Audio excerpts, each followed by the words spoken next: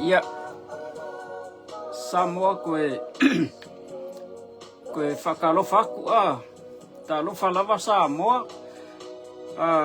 mangai fole mangai ale fai maka ko fikoi maka ko felo ia lewa koe whakalofa aku Samoa o le fiafine o le aso sa o le aso sa so sumal fa yungi i le lua fe lusu maleongo. You know, today is Sunday, the 14th of June, 2026. Kyo, you know, Nichio Videsio. Nichio Vidokachino Juyoka, Juyong Nichi, Nisen Nijiroku. Ole wa koe lua minguke o ngakalo le lima ile afiafia. It's 4:58 now here in Tokyo. It's 2 minutes to 5 in the evening. Yeah, lewa koe morning kai me fafso kai koe karosia sa mo manguia ka ko. O la so salinge masalo lewa ku o le fai ko uma ko nga yo le fiafi po uma fo ia savan vadinga ma le po nga upo ko o fai ko lo ku le fiafi wa le la ka le lima I kusangala ka le vai sa mo ia Famalo kula basa mo malole o mosai malole tauta ia poale pole fasa nga upusa mo yo ki falongo kule fa nga mai nga isi uso ia fa malo kula mosai malole soifua malole le ola ma fa malo si kakuolanga ole fin kako le loku polas kako me nga mawa mai le loku ni sa pola fuse me nga Pola se mea nga whalongo inga mai lea li. Ia waka ko whaia kako mea so mai, you know. Funga le pe ngalo ele ngalo pe funga le a whaia kako mea so mai focus oi mea whaia ke focus kako mea whaia wa ale ele ai foi oi le mea ole ke savali e mola ngaluengo mea whaia la vea ises ia. But you know God's love is always His love is always upon us. He's always with us every day, 24 hours a day. If I kasi mayala di mo kako, so ayayala se me fare kung kako it's us, it's not God. Ele se me fa pe wakupo mo se le yayo le di po se yala nga kupo se me o kako le you know always better, you know, it's always better to try to focus on God and see what He tells us to do, or you know, but you know there are times even the Bible is very clearly, it's talking to us, it's telling us that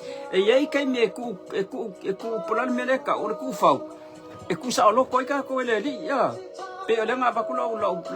la fakakainga disa super wa ile ke kapila fo le suwa ya wala ka ko sa mo kui le mes kui pe fafu ko fa ya mika pe ko mika mai piko ilumang ko kuela le nga le mele fa nga yele ko ngo foi ku male operator male driver umi iluma le me ke mi fa pe nga le ya Ekuwa o ke piko ilumai ai muli madeli so that's how I see God every day ekelo kai me ku maya o le o ke nga muli mai le ikua ma vai po femele o ke afai femele o ke femele o ke o soi pole ala mele la fai but you know ele fa pela ka ku fa mo ele di kai mi nga ku wale le di mo luma ka ko follow ko ku fo ngal fa pe o le afa le di ya fe al kamakau al le ngavale afa ko ele ele kai me sa wele di muli mai ku o ko iki luosa lau mika luosa le mamao le mele muli mai le di ma vai mai ya ka ko le ya ole al po fe ke afa ke no kai me fa pe nga ele fa pela mua le di ka ko muli ko iku no kai me ku ka ko le di nga ya lu le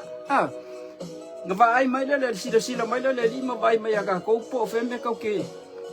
kau ke afe ma pefe o ma videos e ma skamale o fo se usole skamale o sa ili ya penga binga le fa ya kuma pokala me lumole ole tau tai mata pala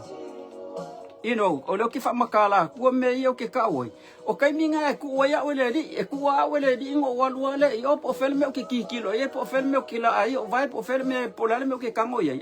Ai muri mai kua, o ingala e whai e lau decision. Ele fa pela la fai lau decision o ngole e muri mai le i o kua pe fai lau decision o ngole e lo mai o le camera. That's not how we do things. E ke le kango fa pe langa ye kanga ke ala ku ka le camera ile melo le camera le me po ka nga pe le o le mi o le o langa ala ku le me le se camera yo nga fai ala yo ngai ku sa I kanga fa pe langa le mo le fai le mele nga le ki kilo mele di alu le me la fa pe o le se di yo nga fai ala ngai that's not how we supposed to do the things ile o langa ngi ka ke ya ia fai me e peisa me I lunga ya o ya malau filfilinga e kai me kula fa ya ka ko le di nga fa ya lo filfilinga o me fa yo ki fa ko le o ki kilo e pa muku ma ki kilo e kengi ma ki kilo e kai me o muri ma le ngo walu le nga wa yo ki kilo kula le li po femela la afe o vai femela la o savani o femela o la mela la o kango e fa pe ngal fa ngol me e le fa pe la mua le li e muri ka ko I kua ai pe e ma nga se fa ko nga fa pe nga ya ka ko e kai me kula fa ka ko le di nga halu lo kan kai So it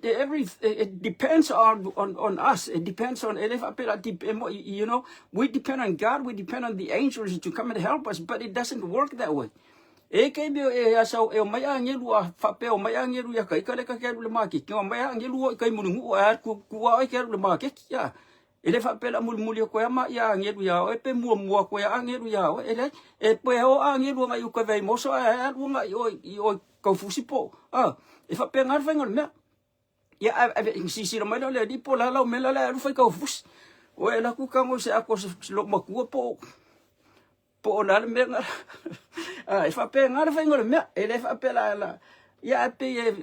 o le aso salinge o le fia finge o le so pe ko fa lo sa mo e ka fa lo le ka fa lo de o le mele lo le ka e kimu ko e vela ko e fe su ya e mai le ka ya sa le ka vela ka le unu ka le pa ku ai ko so ku fa fo lo ma lu yo ku sa lo le ma lu mi lo le vela ka pe so lo ku ko fai ai fa penga but o le aso o le sange le you know it's 5 after 7 year le so wo fiku mingu ke kalunga o ka ukala so you know I started at 458 le wo 505 wo fiku mingu ke kalunga o ka ukala but sa mo o le nga o ka ko le ka ko introduction le ade pisa introduction le me nga fa ya ko but you know as you see over here o le ko le ko le o I think ko le Wayne o le kuai o le wanga lo ya o le ngomakai ya pe la nga ka u fele ngomakai la ngola ya masalu po imbanga ngisi ka mama ngisi kanga ko o suwa fo ile ngomakai o le asi le ka u ko le o Wayne Fong e po Wayne Song Si e po ye le ngole but o le la po kala mele ma le si wedi it's from like 2-3 days ago wala ngo avakua ile o ko ki fast food valu mingu ke lo mi le video lo ile po kala me le but you know it's almost at the end of the video le o po sa ya le mo o ko ngole le kala ngala o le mele o ngo makamaka ku po kala me skama le o kulisi nga amai skama le kulisi le part le fa dia ko ile mele ko mo le le po ya nga kala ya fa ya ka ko ya ku fafo Pambai aku e supporta sele fast le fafo I fe enbe o ye lo kele ma bala mal mereka o mele dilia po se ngopa langi o se fale inga po se ngopa langi se hasa mereka o mele dilia o kele I mau aku but o le fale kala le dile I supporta sele fast le ka ku ngi fafo o le nga mai si kamale le ya tulisi ilanga po kala me le fo langa ko ka ko yanga ngi o le fo ya mai si kamale le o fui po o fiu Os kamala of fiu le mele no le ka on le mata le po la ka o po kala me ale dile le fu ko mes kamanga ye le fa pe lo wa so fi fa ya ku sa po kala me ko lungo le video le kala ngala o di but you know it's just gonna waste you know it's just I don't want to waste my time sharing you the whole thing langa le before dinga mo lo mo ko le kala me le di le so kanga ka ku le me le fa si le di le o si wedi le di ma kong ile o si wedi Yang fa ile po akala le lo e ma kong I ma ka le sia le sia di le ke le lopo ale ngo sa mo ko vai ma le media ole sa ma le media ole le mele le nga ai mafi olo mo winga ole la mo ke so vai po ya o di le nga ke ai le mele nge ye fai la nga me ai le fia ai sei ka ku le video so ka nga ka ku le video po afisi ba le o so se commercial so ele fai o te no ai pe au fuat foi le ye tu langa sisi nga fuare na ma tu nei sao tonga yes of course ai ora tu pene no te ma wa tu le paketti le ruolo di ma ruolo na pasi il fono par mele al che come le fuo e a milione e lima sarà waff ya a 5 milione le sa no te ta isa sai le fuo le o te no pe wa fai si sao fa tu pe a o le tele tato mafati angoro ya ile tu tau fio ya ole la fele kare le kungu o se vai pola le kare le kungu le fisidi mo le dile o si le fisidi mo la e sa fisidi o ke akui ya le fula ko ka kala ko se ka ku le ka o ele tu na fa ngale fa o tato temine pour le tato le ane me te fai o tato o ma a tato o tu no fel pa o tato me le e ma lo tato a tato o famis nonga ma lo tato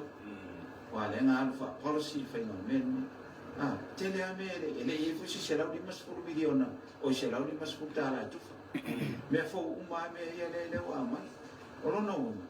wa le mentality le lo fio ta to le wo e fai na ma ta to temi ye le wo ka ngo pasi ile me sa mo la nga le upi wo ka fa si o maku e ka o milo fo le me ke wa ngalo i wa o valole e o valon ba le o se fu do ka usang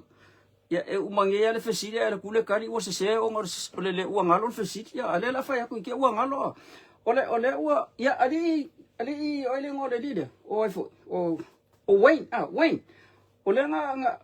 ole fa lo nga ku ka dinga ya o pe ole fa pe mai ole la ve mai pa lo ka po le malo mai le fa spe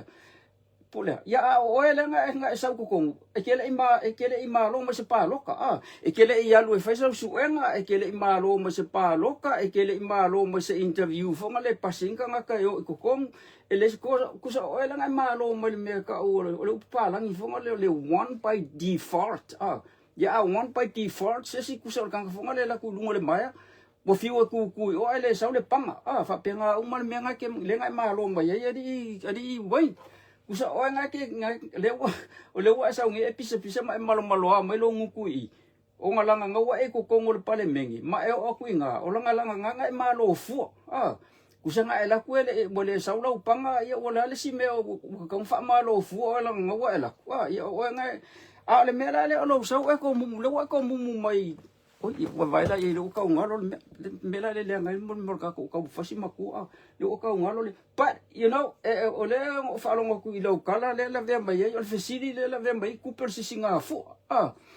ole 1.8 million le nga mai la auli pe nga mai le pandemia ia le 5 million nga fa ye le fu ia le la wa maku le fu ia sa fa pele ko ise me ko o ise fa se kala nga fu nga o ke ile fu ya ale mai lu po kala mele ko lu so ku mai le fu ale fa ye lu kala le o fa ye le pale mia ko fa le malo ma le mar ko mumu wa nga le ko mumu ko me lo ko le nga so le malo fu ai malo fu o mai si ambia ye ko fa kala mai ko fa me lo ko ato pun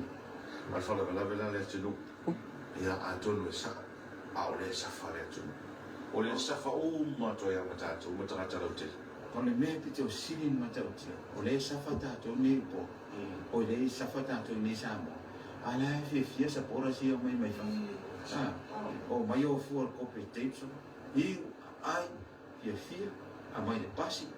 a tu yo ya le na to fo ifa ya ma fa bel fa to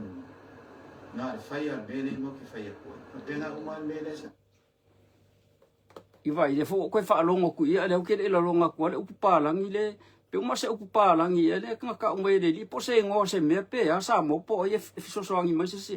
po se ngo se hotel po se ngo se menga fai po le ngo melenga ka umele le nga o ya ale la o le fa makalanga le ile mele le nga mai skamana kulisi male mele nga mai skamale le fa le o la ele ngole ele ale o ka umele di fa mai o le o ka konge support sa le fast le ku isa mo nga ole le mele o fa isiva mo fa nga kupe nga ko e fo ile I fafo ko e fo I mai le I fafo ale la mo ka mo pasi I kala le lile fa mai o mai nga le o mai I fafo fa ya ku lo pisi fa ko ngungo fo nga le o le fa mai ka ko nge fafo kusa mo nga mai le fafo pi fa ku fa ko ngungo fo nga le ia fa ile mele ale ngungo fo ka ko I fafo pi ala o fa lo ngo nga le ile fa makalanga le lile pe o ka fa ma sifia poko ia le o la nga kala ile mele fa mai o le lava le pengi fiki e po le ile mele nga ka o mele lile fa mai va ko le lava ya ka ko me e mau mai avo va ko so song ya sa mo fai Wayne e kama fai ke lo ka kala fai ke lo ka kala langa masalo pole o ke le pole fia pasenge o me e fai sa mo le fa kupe mo fai ko kama ka ngi fa fo o ke le manga o ka o ya o langa le ke fa fo kusa o le afu ka ngaka ngi fa fo le mo ko ke le ala so song nga va ku sa mo a fa pela pole ale me o ke lo mo le pole ale me nga fa manga lo ngu ma ka kala le wa fa pele se le ko fo sa mo fo sa mo I sa mo o ngai ai mako ai ngai sa mo ma o ke le ka o le se me la ka o le nga ko fu yo la le me fo sa mo o ke musula fa ya ku fa penga sa o kala e la nga le fa o le afu ka nga kala sa mo la ngu fu sa mo ma le afu ka kala fenga lo nga sa mo ma le afu ka nga ka ngai de ya o mai si e ko ke le ma ko le fa fo li wen nga ko fa mbanga le ma fa lo ngu la fa fenga fa mai le ma fa nga fa ya ko ka nga ka ngai fa fo dia me sa mo a kolo mai la pe kolo mai ka nga ka ai nga ka ngi va ku pe sa mo pe la fa ku pe ka nga ka va ku so so ngi malo anga nga ko muli mai ya o ka la ku le o le fo sa I le fast o le nga fa me ko le fast le nga ko ye mala auli mo ale wa ya o se mai ya lu au mai o ma fa mai ya ka la me ko nga ka o le alu fa lo ngonga le wa fa ya ukala la ngale wa ya o ape o ngi fuera le ka usanga wa ya lu amaka mai se wale amaka mai se sapa amaka mai se pus po le se me ke lu amaka mai yenga ko o foi le o fa lo ngoma o le menga ngai yo a le mo sa un mele ava ko wa vai o le mele o pe wa va ke le po se po le mes po se ka mai kikinga wa vai po se ka mai kikinga se kulo sa mo nga ki o fa ku le mele a le mele o ka kaunga ai o ali fo ali oi foi o wei o le mele langa ai mafi ale la ka nga e ka kaunga ai o se va ko lo ngunga va ku le mele ka nga ai o ya le fa ku le mele lo ngu ya lamu wai lo ngala o menga ko ka kala mai la ki ka kala mai la ngai pang mai me yong te ko fa u manga me pola la u kala ngai fa ma to fa ye botas ane fa la ele o sit in tumbo ma fo da ma le me tu la awai le fa pe e kali lo pen fiki e la vai se me mai so ange pe a pen prop da ku ni ele lava ku pe penifiki la no ke mo e me se so ngi le e ko e fai esa mo le fo fa fita o ni ya le la la longa ko le me o le upulanga le ngo fia va ko a o le lopo la le o le penifiki ya o le penifiki o le mele mo o le ya o le penifiki o le mele mo ka ka yo makuku okay a ke le lopo mo en ka ka la ki le fenga lo nga le wa fa mai le mo o le ele lava pengi lo pa uma fiki wa fai o pa o se kulo la kungu peke alo e fai pe fai uma fiki o pengi fiki ele lava mako pengi fiki o mako pengi fiki e kasi de pengi fiki a ko ki faka usanga fenga lo ngar ka sa mo ai sa fa mai ele lava pengi fiki lo pa uma fiki ya ngo fo la ya o mar siva o mar fia o mar ka lo o manga in ai ko fo mai ya ga o fai pisingisi la le ma sa fa un ma ga o me na kako whaketa. Makako ka kalo ele ako. E fe so mai ia Samoa. Ele ku. Ya oile aku e ke kakalo ye. E kakalo ngi le o ko fai mai e corrupt le malo. A ko ke kakalo ile aku. Oile aku ko ke kakalo ye. Wayne, ole aku le au nga ye ka ko. E alofa uma iso se kangaka lang o kangaka uma nga fai le li. O kangaka o loku ese ka ke o yai o kangaka lelei o kangaka leanga o kangaka muslimi po o ya le kangaka e ka ke o uma ile li e o fa kangaka muslimi ile li pa wala me ole ese ole aku wala fa nga muslimi ale la wa o la o ile aku le ke alu ye ole ke alu he ka kalo le aku o la ka kalo nga fa ile aku ole aka kalo fa la muslimi o mai fa mai ola ka kalo le aku aka kalo le muslimi e feo ki la ke siango ole fa la o sa wa le ke siango fa mai ke ka kalo le li ola la ka kalo nga fa ile li o ka kalo fa manguia wa fa ke le po le fa manguia nga ke ka kalo le li o ia manguia lo ka kalo se kulo wa sa mo i ke o fa pe fo se si o fa masingo ale me sa o ai nga ke ka kalo ia ale upo lo ka kalo a ka kalo la a mai la ka le li wa le fa pe a mai sa ka di le anga mai le li ele ngi me ye fa mai o ko ngi me mai ya ke wa ya malo ilo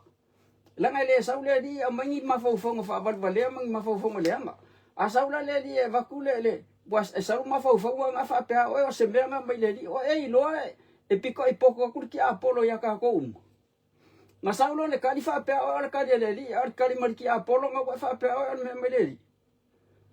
Iwa o mea uma ele anga ele lei ya o ko o mea ele lei I ele anga ya o ko o mea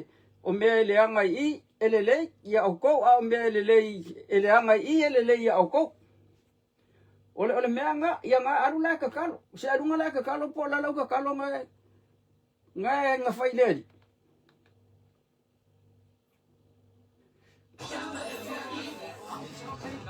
ya Samoa ole la fa umba la le ka ko video pe ka ko kala ngo se si mea langa nga ole pe wo le fie le di le wo fa ye o pa mo fik e alu e vai sanga pe alu e fa ye pa o po le fa ngole mea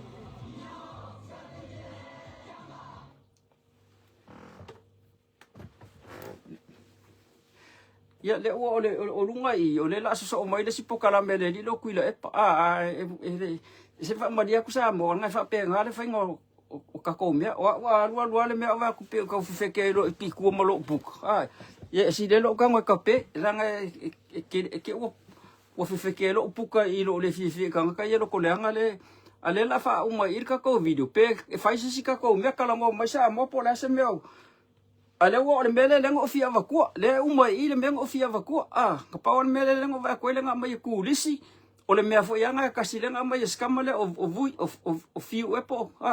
o le mea kasi it's the same thing that o le fo ya mai skamale le o musuma fa aso o le mea le kasi the same part of the video o la ke le ale video mo ke le si me ka kalongo mai ya o mea le kasi o le pe ku I mai e ka ko ye support us ya me fanga le wo ka mai va o ngalanga pe wo kele le fai ia ma le loko le anga o ka ngaka ia ye le wo vai aku ya kuila epa but I'm not talking about kuila epa o ke le lopo la le mea le sa wo kuila epa ye fa di mai but this is not what I'm this is not what I came here to to share o le wo umakul mea nga kausia kwai o le li le o Wayne o ke if you ko le ngom makai langa le po I mga ingisi makai mo but if alo fa ku sa mo fai ar ka ko o ka ke ko mai mau o le ala nga fa dia ku me ia inga ia fa longo mai sa mo I le o li ka ka kala fa ku kala langa but I don't want to waste time trying to listen to these people menga le wa fa ya ko ia ya mapokala me masiuso le lungo le tau tai mata pala e ave esengisi me ave e ka ko mafa wala ka ko da ka ko ngumi ya nge me ka fa le anga fa mai nge ka loko le anga fa ya ku ngisi me ka ku fa longo ima mangi me whaave ka ko mawhau se e fo se ku nga mai le mawhai ngo ka whaare ku e ka ko mai ka ko peki ku nga mai po le se me ma se va ko le fifa fo sa video e o le po le vinga e o me nga vinga e o vinga e o me o le mai le po la ele ngol me le ka o mai iska sa mo la le ngol po kala me lo mo al fo finge le mo le nga fa pe o le fa ngolongo nga le po kala me nga va ko le vinga ele ali la ku si mai o le vinga ele ali so la fa ngolongo ku so le makua I nguku leanga nguku poa ya le wo fa lo ngoko fa ngo mai o kele lo po pe uma ku ri si lo fa ngo vi ngo me mai le po la ka ole sa mo fa mbadia ko upu ye e ka ke fa nga ku e langi o upu sa wa ia pa wa lo nga ka wa ku upu pe u fa winga ma fa leanga but ka wa the same thing I mentioned but avaku sa fa makalanga ka uma kwa me avaku is fa palang ile ai mas palang ye fai ki ole ai mas upu le anga le winga ola nga foi anga le anga ya upu ye le ke fa ko ke fa longo mai sa mo le avaku nga iso ma ko ya avaku fa sala longo ele le anga le upu ola ka ko nga e lenga pongi sa ma le mala ka nga le winga le upu the same word that person brings it out in English. Processing nga ele makwa ilipi mase mafau le anga ya.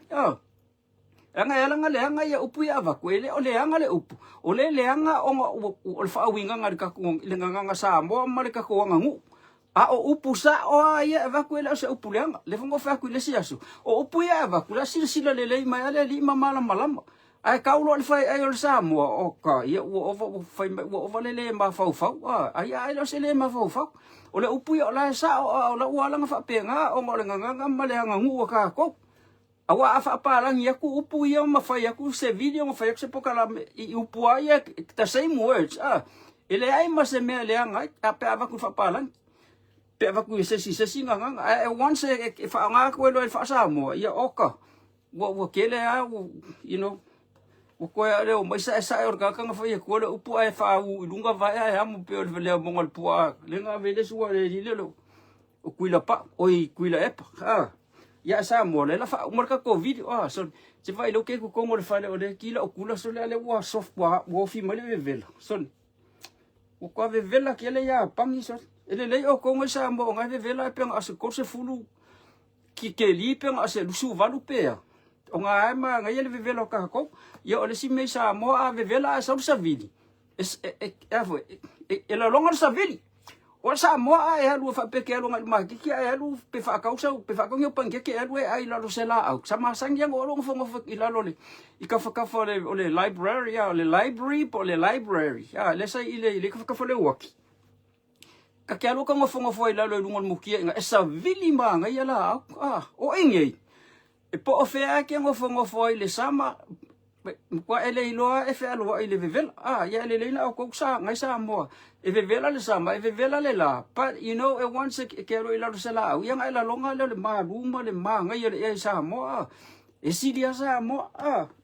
e si fa amu ia o ko ngai sa mo ke le me o le ai urupu ai me le lei ai pankeke ai ke pua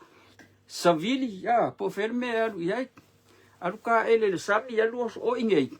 e lipi kwale mafaya nga alu e o se paka ka loka o mo paka sa pangi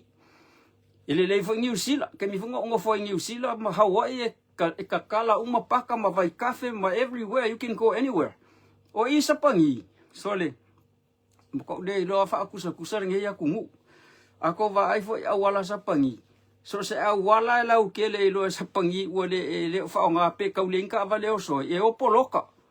poloka ia awange I ku o se kangaka ia awange ia se pakafu o ingenga o kupe fa o le ulu sa panginga o kupe lo inga le lo se kupe o kilo ele pe ka ko ele se kupe lu fe lu ia e o so ku se usikai di solo I le kaulanga o le alu ka le fa ka fa e so ka ke la ver ka le sa vali mai a pe la fa punga e fa ponga mai le pikole ie te fa ponga mai le pikole ie se koruka la sorry. Akali ale fa ka fa so ale ka ngaka so. Ya ole olanga sa awanga mangai, ole olanga mangai ya nga ole le ese si ele kengi kupe, ya fa pengi kupe, ole fa mo meio kupe mo ole fia. Sorry. Ele nga umanga me That's why Samoa is the best. Pele ai se kupe pe fa aponga le ie e alu wale Samoa o ingei ele ai no se kupe ako. Pele o ingei e le pe la loi for se lau ka la le kupe ko le ako. Wale mafainga alu fa mai wale se kupe. Ele pe o ka ko ngale kursu senge ole mele mafainga fa ka o se me ala la ele makiki. Yo. Kwa number 1 na Samoa. Amu ia o ko nga la le se kupe la o fia e se o ko fingele o lepa skengele o lepa fa mai o le fia le mea silia e la ama aka maka aka ke mi uma le se kupe vai mal palangi vai mal se pangi oi ai ele fo ide Samoa e aka Samoa aka e fiu palangi make pola le mela aka Samoa alanga aka o ka ko e kali o le mali malanga so se kala e fai se Samoa e kakawanga mali e fiu le palangi e fiu le sainga fiu le palangi fiu po se palangi Amerika po se palangi mai fele o ko ka fafau fa peso le pokang ka e pele anga u wa foi ngal fe aka ya o kako nga e fa ko se kala fa so le se foi ya ka o kulo mal me nga aka foi e le lo le palangi po la mele aka Samoa. But that's the spirit that the whole world needs. Mga umia umalelalo lang ya ko la nga le spirit le mo ka ko Samoa. Ole aka ikemi uma. I wish I can do that over here. Yo inge aka ko fa penga ke fa valvale. Fa pe ke vale o inge ke de vai o aka sa pangi. Nga le ulol sa pangi nga le kupe kusal sa pangi nga le fa nga umaya umala onga alu fainga duenga umalonga fainga duenga o kilo mal sa pangi ele ai masasi me ale fai o kelo fale anga ko sa pangi but that's life over here e alu strive umaganga ka ai ule yung viskel ka mai kiki wa ka ko ya ele fai ku sa Samoa ele ai masemeo me o yung o kanga ka umai yung viskel mai fai onga leo mai fai onga se ka o kuper fa ya e makwa ile ai mase upu yang upu fai ka ka yang nga mau mai ole yung vesike e fa nga ole ong ele ai mase me fa nga kusanga pa wala mere nga ngolo ya ole o ele ingilisi e fa nga e o no high school o kusa o me nga o mai le high school o me nga le fa nga o mai fa ya ong po ole ale pe fa ya onga yung vesike pe ole ngang malamba le mabua mai le nga kan high school. That's the level that we use. O isi me umay mamau me ma upu fainga kama. Sorry. O ngai mau ko sanga le ai bukale ya wa le se upu fainga o le upu fainga ka la ka o ka maki. O fesa me ole maka upu le ke teaching e o ka o se upu fainga ka. So umala le high school yo la le simia. O ingai le sa pangi. Ela ngo inge sa pangi fa mo le level le mali yung veske so elo ngol ya ekele mo wala sa ngol pa ela ku le o va ku pe pa yang le yung veske po la sa yung veske o ka ko yung Samoa e umalo le high school o so lo inge o ele ave pasi ele ave pasi po pumping sing e kakawa nga ela ku fa lau interview mo ku si pasi le yung veske. Yeah, strive umakangaka. Everybody here in Japan strive to, have their kids finish their university. Alanga fu ya yan gadwanga ang papinga umalbenga ya wanga kuila epama. And they strive to get the mayong kusipasi kila fale nga kursa suka kuya yung vesike. Do the best you can. Alwe kwai failo ngadwanga mayo kusipasi para I'm not talking about you alanga ole fa yakula ukala ile me sawa the real thing. The me kupu. Ka ko ye fa ya onga. Se sawa se fa ya onga ka umaya upo hangi upu fa nga ka o eka o ka maki. Nothing. O upu fa nga ka umaya nga mawo mayong vesike mangisi upu fa nga ka o lo. Ele ai masem okele lo po fe o maka upu ya ki teaching ika maki ola eka o sa upu fa ngaka. Ko kai mi umba yung fa ya fa pe sir. O e ngi mea nga o ngai mangi mea nga o ale ele ai mase me ele ai mase alo se maka upu e sa fa pe fa pe wa nga ngo kusika mai kiki aka o kusa upu fa ngaka it's useless apa war me al fa maro se ki o ko le o university fa maro si do the best you can so that you can ke pasiro university ma mai o kusi pase fa ero nga luenga ma le fo e apa once ke la kula ki fa nga luenga ya ele ai mas kere lo po fe ki fa nga ia upunga nga ya nga se vanga nga wa elo ia pe ke fo mai kusa o kanga ka ia lo ki fa nga upu fa ngaka o le lo ia mal fo mai ia se upu kanga ka o mai fa nga luenga o ofisa po le po presko fa longo sa si Trump o ko fa longo mai le English Trump it le nothing ele ai mas se upu fa ngaka fa nga mai Trump o kanga ka piko ngumela kasi lalo lang ia ko ai angangu mai Trump o ngangu em ko malam yo ilalo le elementary po le vasanga ko malam ko ya le wo mai ka lo ngai le me o ngalanga ya sko inga le ke lo fa sko inga le ai le o le wo le fa lo ngok sekal i wa ki fa lo ngolo ikala ya o so fu mo lo fa di ai le lo ki lo ko la mai so ka mo so lo sa o me la la ve ko mo sko inga le so ku le pa se fa ku lo ko le wo le lo nga ku sa ka ese solo ese meia nga ayele lilo o we ya ole okay kuwa esko ingale ole ki alo fa sko ingale o manga yala pe o ki kilo sko ingale o ka ukala u ila longo le wa ka fa longo le ka fa lilo but Samoa le la fa umarka ko video it's 5:34 now le wa afai kula ko kalunga fa ka ko video le la fa umai ya masalo pe ko fa ya kuska ko video i fa maka mereka ko mata pala o ingale mata pala fa ya ko isi ka ko videos ma fa ya ko isi ka ko kana skele yang paulo ka ko mele va kunia fi Samoa alo fa ku love you all po ya alo fa ku Samoa o la se ko ki ku la po sa musika so le fa fa ko lo oi